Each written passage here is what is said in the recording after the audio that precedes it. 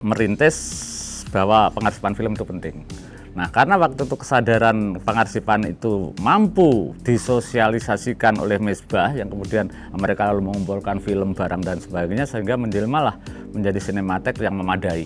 Kalau sini kan memang dibiayai sendiri sehingga mungkin perjalanannya tidak lantas membesar. Tetapi festival sinematek ini ya, misalnya itu dibantu meskipun mungkin hanya 10% dari biaya yang kita keluarkan atau 15% gitu ada.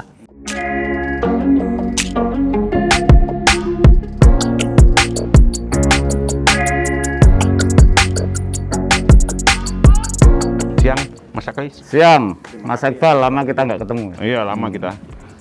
Nah, ini kan tanggal 30 Maret ini hari film. Ya. Kira-kira sinematek apa ini? Ya, kebetulan sejak 3 tahun yang lalu, setiap hari film sinematek punya tradisi yang sekarang itu judulnya kita sebut festival sinematek. Sebenarnya sama lah festival film, tapi kan sinematek sendiri sudah mengandung arti sinema sehingga festival sinematek. Di dalamnya intinya kita memberi penghargaan kepada tokoh-tokoh dan apa yang kita anggap perlu kita kasih penghargaan namanya Legend Award. Ya, itu untuk tokoh-tokoh yang kita anggap legend dan mewariskan profesinya ke generasi yang sekarang. Termasuk kalau dia memiliki kriteria yang lebih tinggi, kalau juga mewariskan langsung. Misalnya tahun lalu kita kasih penghargaan Bing Slamet karena di situ ada Yud Bing Slamet, ada Adi Bing Slamet, ada Ferry Bing Slamet dan seterusnya. Nah, tahun ini kita kasih penghargaan itu juga. Yang penghargaan kedua adalah Honorary Award. Itu penghargaan untuk orang yang atau lembaga yang peduli pada pengarsipan. Ya, yang terutama tentu ke sinematek kan ini satu-satunya di Indonesia dan pertama di Asia Tenggara gitu. Nah, yang ketiga adalah penghargaan Excellent Award. Ini penghargaan untuk film terbaik versi kita. Nah, selain terbaik secara sinematografi, juga dia kita anggap memiliki nilai kearsipan tinggi. Nah, itu intinya. Di sela-sela itu tentu kita isi juga acara festival ini dengan apresiasi pemutaran film seluloid, kumpul-kumpul, diskusi, nanti kita kumpulkan komunitas, bahkan juga ada hiburan nyanyi-nyanyi, cosplay ala dalam negeri, semacam itulah. Itu hari film, sinematek lakukan itu. Yang tadi yang penghargaan apa? Ada Bing Slamet, Bing Slamet. Itu emang untuk tujuan keluarga atau gimana maksudnya itu? Turunannya ya. Itu? Ya, kriterianya sebenarnya begini. Di dalam kita memberikan penghargaan itu kan ada parameter yang meskipun ini tidak kompetisi ya. Ini bukan kompetisi, ini adalah apresiasi dan bentuk bagaimana kita memberi penghargaan pada pahlawan sebutlah gitulah para pejuang gitu ya. Nah, tentu kita punya kriteria misalnya adalah dia memang legend. Ya, jejak rekamnya memang ya terkenal, ya punya banyak jasa, ya ke tokohnya. Nah, kemudian juga selain legend, dia akan memiliki nilai lebih tinggi, bukan berarti yang ini rendah, tapi karena dia memang mewariskan profesinya ini ke keturunannya. Nah gitu, semakin ada yang anaknya, cucunya sampai kemudian nah itu bukan berarti yang nggak punya keturunan nanti nggak mewarisi, karena toh dia juga mewarisi juga profesinya itu ke generasi yang lebih umum. Tapi kriteria penilaian kita atau kuratorial kita, sebutlah begitu, kira-kira seperti itu. Jadi tidak ada kaitannya akan pasti berkeluarga atau tidak, tapi yang memiliki pewarisan istilahnya adalah dia memiliki pewarisan profesi. Jadi kalau profesinya kan film ya, tentu kalau keturunannya banyak main film, terjun ke film, itu dia memiliki nilai legend yang lebih kuat dibanding keturunannya tidak ada yang mengikuti jejaknya.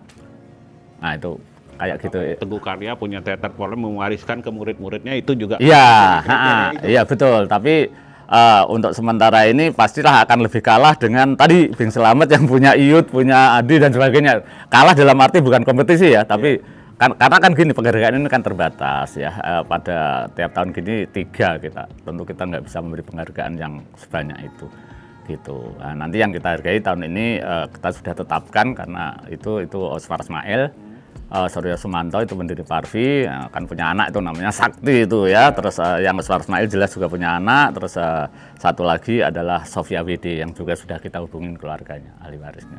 Nah, satu lagi tadi ada disebut juga film yang punya kearsipan tinggi. Ya. Maksudnya seperti apa ini? Ya, tentu kita bicara juga film yang baik, artinya memenuhi kaidah-kaidah sinematografi yang kita anggap terbaik. Tetapi film ini juga memiliki nilai tambah, yaitu layak untuk diarsipkan. Karena kita anggap ada sesuatu yang nanti pada suatu hari, pada suatu masa, bahkan sekian tahun kemudian mungkin diperlukan entah untuk penelitian, untuk pelajaran dan sebagainya. Nah, yang pernah kita kasih penghargaan contohnya adalah Bumi Manusia. Kenapa kita anggap selain film itu bagus ya secara sinematografi, tetapi juga itu dari novel, karyanya Pramudia, film yang waktu novelnya saja sudah layak diarsipkan. Nah, ketika menjadi film tentu layak diarsipkan. Nah, tahun lalu misalnya kita kasih penghargaan film Haya, Abrakadabra, satu lagi film Merah Putih apa gitu ya. Nah, itu karena memang Abrakadabra menawarkan satu tren yang lain sehingga layak diarsipkan. Tahun ini pun kita beri penghargaan semacam itu. Nah, oke. Artinya kan tadi sinematik nggak lepas dari arsip kan, malah yang tadi disebut pertama di Asia Tenggara, malah sempat yang terbesar ya. Iya. Secara umum gimana sih kondisi arsipan film ini Ya, di Indonesia ini sebenarnya? Saya kebetulan sedang membuat film, bahkan sudah jadi, yang nanti akan aku putar, judulnya adalah Caring Memory of Indonesia. Itu akan sangat jelas menceritakan tentang kearsipan di Indonesia ini. Berikut tokohnya namanya Mas Bayu Sabiran. Ya, jadi pengarsipan film di Indonesia ini yang kemudian menjelma menjadi sinematek memang dimulai dari semangat individu atau semangat insan film. Dalam hal ini Mas Bayu Sabiran dibantu teman-temannya yang kemudian karena mereka sama-sama orang film dengan kesadaran sendiri merintis bahwa pengarsipan film itu penting. Nah, karena waktu itu kesadaran pengarsipan itu mampu disosialisasikan oleh Mesbah yang kemudian mereka lalu mengumpulkan film, barang dan sebagainya sehingga menjelmalah menjadi sinematek yang memadai gitu ya. Nah, itulah, tetapi sampai hari ini kan memang ini juga statusnya adalah swasta mandiri, independen, dikelola oleh masyarakat film, dalam hal ini oleh Yayasan Perfilman. Ya berjalan seperti yang dicita-citakan Misbah, tetapi kan harapan masyarakat ini kadang-kadang ingin seperti perpustakaan nasional yang mewah itu, seperti arsip nasional yang gedungnya banyak. Kalau perlu karena ini film ada ruang bioskop dengan Dolby Stereo, lalu orang bisa nonton dan sebagainya. Nah, tetapi pada takaran bahwa sinematek tetap berjalan, ya saya kira masih menjadi sesuatu yang penting dan sekarang ini kan tidak menjadi terbesar di Asia Tenggara karena di Thailand itu muncul yang dibiayai negara gitu kan ya, dibiayai negara dan tentunya dengan dana yang besar. Kalau sini kan memang dibiayai sendiri sehingga mungkin perjalanannya tidak lantas membesar gitu. Tapi prinsip kerjanya tetap yaitu mencari, mengumpulkan sama dengan wartawan lah ya, menyimpan film, merawat dan melestarikan. Kalau wartawan kan mencari, mengolah berita dan menyiarkan gitu ya. Gitu. Berarti kendala utamanya masih dana? Kalau dana itu menjadi kendala karena kita menghadapi ekspektasi masyarakat yang ingin ABCD gitu.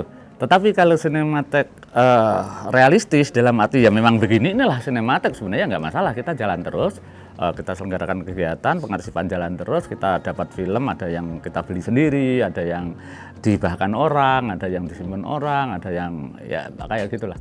Nah, ya jadi ya memang kemudian perawatan memang agak mahal, tapi kan udah bisa ya, terutama seluloid itu kan karena kita harus suhunya sekian, ruang gudang filmnya gede sehingga harus dengan AC yang tinggi. Nah ini tetapi kan kebetulan kita dikelola oleh yayasan yang punya fasilitas lah untuk sampai pada tingkat itu. Pada tahap itu sebenarnya nggak ada kendala, tetapi pada keinginan orang banyak yang ingin bahkan pengarsipan ini penting, nah memang akhirnya kita tidak bisa menuruti itu ekspektasi dari mereka yang menginginkan arsip itu penting gitu. Tadi Mas Aklis sempat menyinggung bahwa Thailand itu menjadi yang terbesar dari Indonesia karena peran pemerintah. Nanti kalau Indonesia bagaimana peran pemerintah terhadap sinematik? Ya, tentang Thailand tadi sebenarnya saya tidak tahu persis, tapi sekarang sinematik yang tidak percaya diri untuk mengatakan yang terbesar di Asia Tenggara sebenarnya itu karena sebenarnya belum tentu juga itu ya.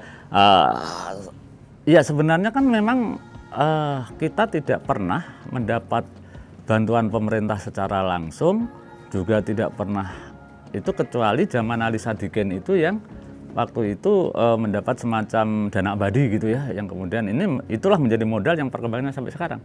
gitu. Nah, dengan modal itu semua dikelola dan berkesinambungan sampai sekarang. Nah, itu yang berjalan. Nah, dan itu tadi secara kalau berdasarkan tradisi sebenarnya tidak ada masalah karena berjalan terus kan, kita kerjasama dengan pihak lain, gedung ini sebagian kita sewakan gitu ya dan sebagainya, itu yayasan lah.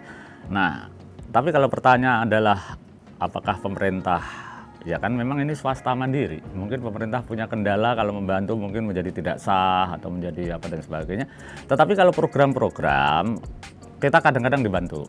Artinya kerjasama lah, sebenarnya statusnya bukan dibantu, kita kerjasama.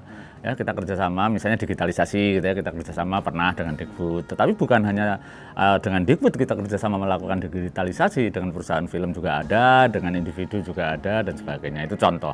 Ya.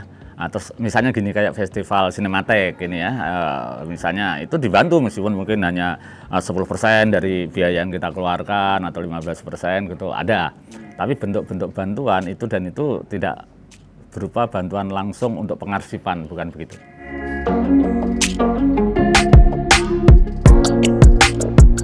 Kalau Cinematheque kan berpikirnya tidak seperti itu. Ini 10 tahun, 20 tahun, 30 tahun lagi akan diperlukan oleh generasi berikutnya. Sama dengan hari ini kita membutuhkan karya-karya tahun 35 tahun, nah gitu.